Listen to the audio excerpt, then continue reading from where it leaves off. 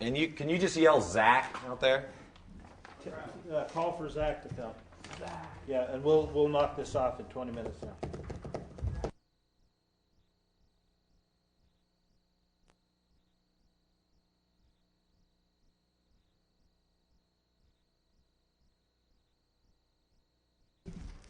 Market.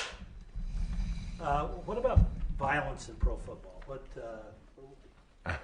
What draws you to? What repels you? What do you think about that? Because that's always sort of a controversy that we don't understand because it's at the heart of what the game is all about. So you either accept it or reject it, I think. Yeah. Well,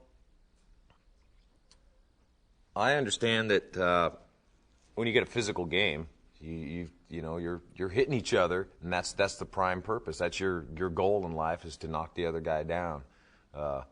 And violence on the field, I mean, I grew up at the Raiders of the 70s, and man, it was all about that, Atkinson and Tatum and all these guys that were just taking people's heads off. It was totally intimidation and, dirty play or whatever. I saw how it worked, and people were afraid to walk on Raider grass, But I also I've got friends that are athletes, and I see how devastating it would be if they were injured and all of a sudden couldn't feed their family, But when you're in a stadium, man, you want to see the gladiators hurt each other, And all of a sudden the word kill comes out of your mouth, It's like, whoop, kill?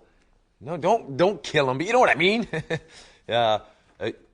I want to see the quarterback knocked out, man. I want to see our team get in there and infiltrate and take the flag, But I don't want to see it at the expense of people being injured for a lifetime, And so that's a tough call, I know the officials got a rough gig, man. They throw the flag when they see necessary, and there's a lot of fans that don't see it that way. There's a lot of fans that think it's too safe, and I enjoy watching hockey for that reason too, what sport, lets you fight till you hit the ice or till blood's drawn, there's just some sick attraction to that, man. Anyway, I don't like seeing people getting carted off the field. That's not the purpose of playing.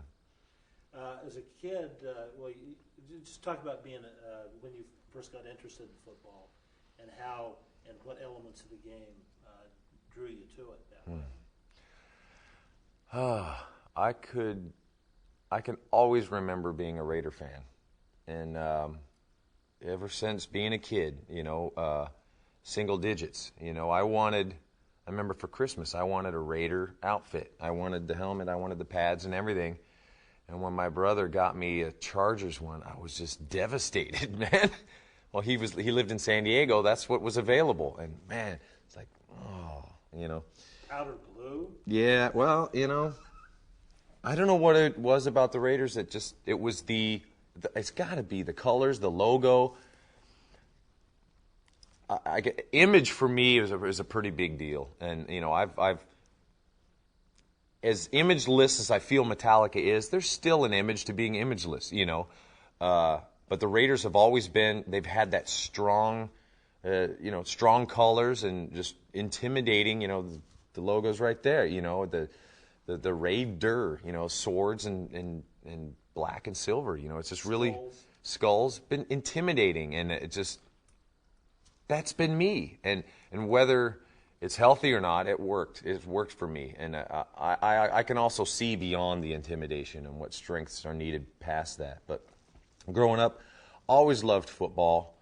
I was a big fan of the 70s Raiders, and I grew up in L.A. and got to watch them on TV most of the time, as they weren't blacked out. And I remember getting the trading card. I had all the trading cards, and I'd play. I invented my own game. I'd set up the players, front line and receivers and everything, and my friend would have his cards on the defense, and you'd get to flip two over. It was like playing chess in a way. And he'd flip two, and you'd try and tackle him. It was pretty cool. I can remember doing that for days on my carpet. And then when I had there were little kids in the neighborhood. I used to love to just, get them in the room and just tackle and smother them. There was something about just like wiping some little kid out. That's so bad, but I always wanted to be this giant monster, and just like be the ultimate football player. Then when it became a reality, I was playing, and I remember trying out for it was in the Indian Guides. There wasn't, there was Boy Scouts or Indian Guides. I went for the Indian Guides, and we played flag football.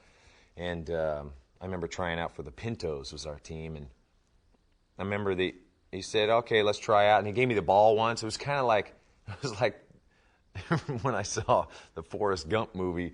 That was kind of how it was, I picked up the ball and ran all the way, and no one followed me. And he goes, "Okay, you're on the team," So I had the speed, and I was quarterback, and it was cool. Back then, passing wasn't a big deal. You get the ball and you run. That was it. And getting the spins down, and you'd do all the stuff in flag football to make it tough. You'd clean out the Velcro to where it stuck super good, or you'd wrap it around a time in your belt to where they couldn't pull it out, and all of the, even all the tricks and secrets back then. Then into high school football, where I wanted to be Fred Biletnikoff. He was my idol. He was the guy, with the stickum and everything. I wanted to catch the football, and when I tried out, you had to play offense and defense. So I wanted to be Fred Biletnikoff, and I wanted to be Atkinson. I wanted to play defensive back also. But the way our team was structured, there were no big guys. I was definitely not big, bulky. I was tall, so they put me on the line, and man, I hated it. I hated it so much. Like, I didn't want to block. I didn't want to be this guy. So I remember the day. I totally remember the day. I was first string tackle, and I remember the time I just let some guy kind of go by at a scrimmage, and the coach just said, "You're out of there," and he replaced me. So all of a sudden I wasn't even first string. I was second string tackle, and that was when it was like, this isn't for me. And I had discovered music and, the long hair thing where I wanted to have long hair. You couldn't have it past your helmet. And that was a crossroads for me. But I still was a football fan and followed the Raiders. And then when the band got going, I moved up to the Bay Area right about the time they moved down to L.A. So we crossed paths again, and I was flying down to L.A. to watch games. And then when they came back to the Bay Area, it was like coming, homecoming thing. It was awesome, and I had season tickets ever since they came back.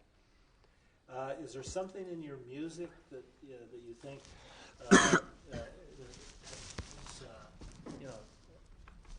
something about your art that says something about football? Because football was such a strong influence on you. You bring any of that over? I would say that it's more of a it's a rally call. It's a war cry a lot of times. A lot of the music is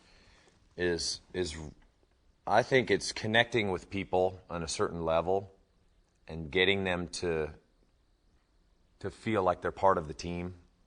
And I think when football fans go to see a football game, they're yelling and screaming, and they're armchair quarterbacks. They know what's best for the team. I know what's best. Why are they doing that play? And there's lots of our fans that are saying, let me make up the set list. Why didn't you play this song? You play 30 songs, and there'll always be that one that, So they're pushing you to new levels also. But there's a pride in owning a piece of that. I think we reach out to our fans in that way. They belong. They can identify lyrically and attitude-wise. I think we're not telling them how to live, but they can somehow latch on to that. And I think football does the same thing. Gives people an outlet, gives them a release, and it also gives them a sense of family, a sense of team spirit. And, going and improving and going on to do bigger, better things. Just in your music, it's so muscular, and it's exploring the dark side of human nature, which you can make a point in football. The violence, the aggression, the war games. exploring some kind of dark part of our psyche. Did you see your music as being especially connected to those ideas and the football was all about as well? Well, there's definitely a lot of muscle put into our songs. It's, we have finesse in certain songs. We can float the ball into the corner for the tight end, but also, we've just got some powerhouse songs that we move ourselves down the field. There's a macho feel to our music, and when we play live, that's us at our best. It's like that's us playing our game. When you see the full potential and the full power of Metallica when we're playing live, and you could watch a game on TV, you could watch it, one of our DVDs or whatever. But when you go to a game, you feel the energy, you feel the vibe, and you feel all of the, I guess testosterone that's built up in the air, and it takes you to new levels. And our music has always questioned life, always questioned things of, wow, should I feel this way, man? It doesn't. Do other people feel this way? Why do I feel aggressive? Why Why am I angry? And football definitely, it's all about aggression. It's about war. It's pushing people, pulling people, and our music asks those questions. Is it okay to be violent? Is it okay to be angry? How do I get this anger out? Where did it come from, and stuff like that. So. You know that in those headsets that the players are wearing before the game, there's a lot of Metallica. Have you heard that? The players. Yeah. Oh yeah. I've heard from lots of it's pretty amazing how many how many athletes get pumped up with Metallica music. Just the same way that I go to a game and get pumped up by them. It's a pretty cool gift when you can inspire someone with something you love doing. And we're playing music that inspires ourselves. And when a player puts it on to work out, and all of a sudden he's bigger and stronger and better, and or something pumps him up to where he's got goosebumps and he's unstoppable. It's amazing. What an amazing gift to pass on to someone. We just interviewed Snoop Doggy Dogg, who's a huge NFL fan, and it's almost, you could almost say there's either rap in there or Metallica. One of the two. Can you see there's a connection there? At the moment of truth, just before you go out to the game, what you want in your head, that kind of unvarnished. This is what I'm feeling inside. Well, I think everyone has their ritualistic stuff, and everyone has their mantras or something they want to plug into their head just before going out there. And whether it's reading a passage from something, or if it's hearing a certain lyric or a certain song that just gets you going. There's songs that I've got my driving CD. You put it in, and it makes me want to drive. Go. There's certain music that mellows me out before going to bed or something. Or morning music, when I put certain things on that make me feel good and positive and wanting to go forward.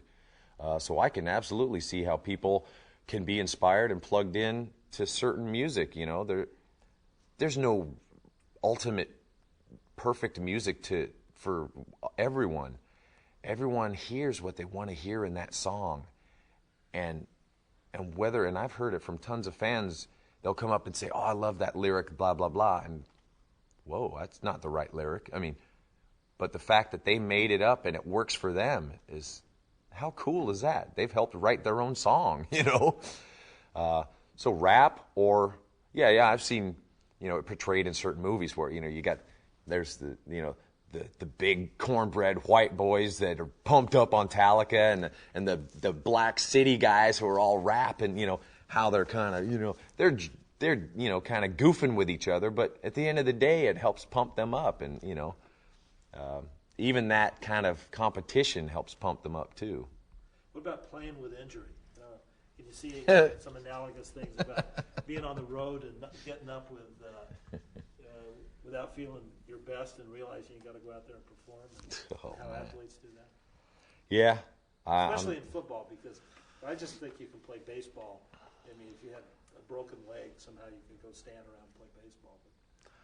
Well, football demands every muscle and every bone, to be in working order, really. For me, I'm fortunate enough to be able to sing and play guitar. And there's been times, 3 times to be exact, where I've injured myself to where I couldn't play guitar. And then we could still tour with me singing and have a friend play backup on guitar. So there really has never been a gig. There's actually been, 3 gigs that we had to cancel because of my back. I blew a disc out, and when your back is gone, there's no injection or pill that can really just help you without doing further damage. I had to rest it, but otherwise I've gotten burnt on stage. I've had double compound fractures from skateboarding. Gotten hit in the head with bottles and wrenches and darts and everything that's got thrown on stage, and we battle on. We'll stop the show and say, hey, that ain't cool, but we'll come back, bloodied but unbowed. And there's a lot of similarities in the sports world. I think, it's unfortunate that a lot of people just get, here's your injection, get out there and play. There's some of the humanness taken out of it. But it's a personal decision. If you choose to go out there and a lot of times it's career decisions, which is unfortunate. For us, it's tough to there's a whole team of guys out there. You got backup guys. There's 4 of us. One of us goes down, the gig doesn't happen. It's unfortunate, and you got it's a heavy weight to carry when a lot of people show up for your gig and you got your bandmates that go out there and say, sorry, we can't play this gig because of this, James just broke his wrist in the parking lot skateboarding. There was a part of me that just didn't care. I wanted to do what I wanted to do, and that was it. But letting the team down is very depressing to me, and I don't want to do that. But we've gone out and played with many a sickness, flus, and quadruple Jaeger hangovers, that self-inflicted stuff that doesn't go with us. Hey, you did that, you get up there and play. But we battle on. With this setup, just go over again the way you felt playing in the parking lot, what that meant to you. Describe your emotions and in the aftermath, how you feel about how that went. Well, I think one of the greatest things about playing the Raider parking lot before the AFC Championship game was the fact that it was an idea in our head on the Monday, and it happened on the Sunday. And to have a team of people that can make it happen and call the right shots, call the right people, explain it the best way, make everyone feel comfortable with it, from an idea in our head to playing it within less than a week was so cool. There's lots of hoops to jump through, NFL, Raiders, county people, fire marshals, all of that stuff. It's everyone's got to watch out, to keep people safe. But I was quite nervous showing up for that gig. But the excitement, the fun bit just overshadowed any doubts or any worries about it, We were going to get up there and just pound out 6 songs, and we could do it full throttle. It wasn't like we were doing a 3-hour set. So we get up there, we would spray painted our own backdrop, in the Raider style. We did the scary guy look like the Raider guy, and we all got our favorite jerseys on. I had my John Ritchie on, and got up there and just pounded out 6 songs. And watching the crowd reaction, it was actually the perfect day. There were no injuries. There was no harm. There wasn't swarms of people knocking people down. It wasn't like the Who crushing people and, like the Who concert, people getting crushed. And there wasn't like 3 people sitting eating hot dogs going, turn it down. It was the perfect amount of people, the right vibe. And then we got to go up into a box seat and watch the Raiders kick ass. And it was so cool. have all my friends around in the box, and it was really, it was my day, you know. My two passions came together right then: football and playing music. And how was your performance in retrospect? It can always be better, but it was. I'm a bit of a perfectionist, but not to the point of beating myself up anymore. But yeah, it can always be better. But we did great. We were a unit. We were looking at each other. We were smiling. We were enjoying ourselves, and get the reaction from the crowd. I mean, it was great. It was a great day. Is there anything you don't like about football, like a rule or something where you say, this is screwing up the game and do so much better?